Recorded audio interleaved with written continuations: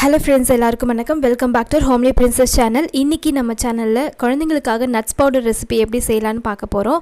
இது என்னோடய ஸ்டைலில் நான் எப்படி பண்ணுறேன்றது தான் உங்களுக்கு காமிக்க போகிறேன். அண்ட் இது ஒரு ரெக்வஸ்டட் வீடியோ. நிறைய பேருக்கு இது பவுடராக வரமாட்டேங்குது, அரைக்கும் போது கொஞ்சம் கெட்டி ஆகிடுது. ஸோ அதனால் எப்படி நம்ம பவுடராக அரைக்கலாம் அப்படின்னு நிறைய பேர் கேட்டிருக்கீங்க.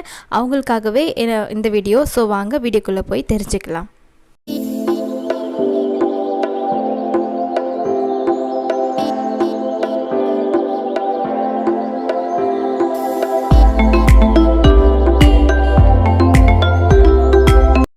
ஸோ ஃபர்ஸ்ட் இந்த ரெசிபி செய்கிறதுக்காக நான் பாதாம் இந்த மாதிரி பாதி பாதியாக கட் பண்ணி வச்சுருக்கேன். ஒரு 10 பாதாம் எடுத்துருக்கிறேன்.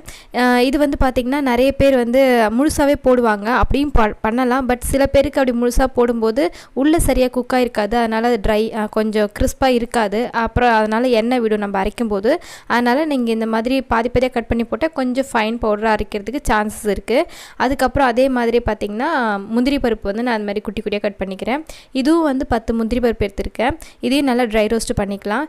ஸோ இதை வறுக்கும் போது நல்லா சிம்மில் வச்சுட்டு ஃப்ரை பண்ணுங்கள். டைம் எடுத்துக்கிட்டாலும் பரவாயில்ல. பட் நமக்கு நல்லா பவுடராக கிடைக்கணும். அப்போ தான் உங்களுக்கு நல்லா லைஃப் வரும்.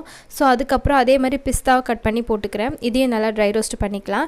நல்லா பார்த்திங்கன்னா எல்லாமே இந்த மாதிரி ட்ரையாக வறுத்துக்கணும். இதில் மேஜிக்கல் இன்க்ரீடியன்ட் பார்த்திங்கன்னா இந்த பொட்டுக்கடலை.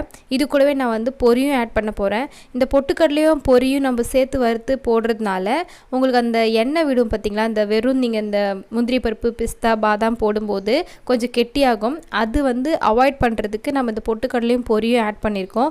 பொட்டுக்கடலையும் பொரியும் குழந்தைங்களுக்கு ரொம்ப நல்லது. ஸோ நம்ம இது சேர்த்து அரைக்கிறதுனால ஒன்றும் ஆக போகிறதில்ல. வெறும் நட்ஸ் மட்டும்தான் கொடுக்கணும் அப்படின்னு கிடையாது. இந்த மாதிரி நீங்கள் சேர்த்தும் கொடுக்கலாம். நான் இப்படி தான் பண்ணியிருக்கேன். ஸோ கொஞ்சம் கொஞ்சமாக அரைங்க.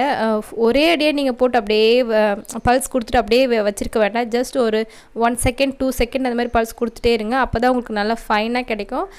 கொஞ்சம் கெட்டி ஆகாமலும் இருக்கும். அடிக்கடி ஓப்பன் பண்ணி நல்லா இந்த மாதிரி கிண்டி விட்டுட்டே இருங்க. இந்த மாதிரி நல்லா எடுத்து விடுங்க. அப்போ தான் அடியில் ஏதாவது ஒட்டிகிட்டு இருந்தால் கூட மேலே வந்துடும். அப்புறம் நல்லா பவுடர் அரைக்கிறதுக்கு ஈஸியாக இருக்கும். நான் அரைச்சி முடிச்சதுக்கப்புறம் இந்த மாதிரி ஜலிச்சு வச்சுருக்கேன். ஜலிச்சு வச்சு யூஸ் பண்ணுங்கள். அப்போ தான் நீங்கள் ரெசிப்பியில் போடும்போதோ இல்லை வேறு எதாவது மில்க் ஷேக் மாதிரி எதாவது பண்ணி கொடுக்கும்போது அதில் போடும்போது குழந்தைங்களுக்கு வாயில் தட்டுப்படாமல் இருக்கும். சில குழந்தைங்க தட்டுப்பட்டால் மென்று சாப்பிட்ற குழந்தைங்க இருக்காங்க. ஆனால் சில குழந்தைங்களுக்கு பிடிக்காது. ஸோ ஹெல்த்தியாக நம்ம இதை எடுத்து கண்டிப்பாக கொடுக்கணும் அப்படின்னா இந்த மாதிரி ஜலிச்சு வச்சு கொடுக்குறது ரொம்பவே பெஸ்ட்டு. ஸோ நான் இந்த மாதிரி ஜலிச்சு வச்சுருக்கேன். இதுதான் நான் இப்படி தான் பண்ணியிருக்கேன். எவ்வளோ ஃபைன் பவுடராக வந்திருக்கு பாருங்கள். எனக்கு கிட்டியெல்லாம் வரல. ஸோ இந்த மாதிரி நீங்கள் ரெசிபி செஞ்சு உங்கள் குழந்தைக்கு கொடுங்க. இது மில்கில் ஆட் பண்ணி கொடுக்கலாம். இல்லைன்னா கூழ் மாதிரி ஏதாவது செய்கிறீங்கன்னா அதில் கொடுக்கலாம். போரிச் பண்ணிங்கன்னா அதில் செஞ்சு கொடுங்க. நிறைய ரெசிபி நம்மளுடைய சேனலில் போட்டிருக்கேன். டிஸ்கிரிப்ஷனில் லிங்க் கொடுத்துருக்கேன், செக் பண்ணி பாருங்கள். மறந்துடாமல் நம்மளுடைய இன்னொரு சேனலான ஹோம்லி மாம் சேனலில் போய் பாருங்கள். அதில் உங்களுக்கு நிறைய யூஸ்ஃபுல் வீடியோ மேபி உங்களுக்கு இருக்கலாம். ஸோ பிடிச்சிருந்தா லைக் பண்ணி சப்ஸ்கிரைப் பண்ணிவிடுங்க. ஓகே ஃப்ரெண்ட்ஸ், உங்களை நெக்ஸ்ட் வீடியோவில் பார்க்குறேன். பாய்.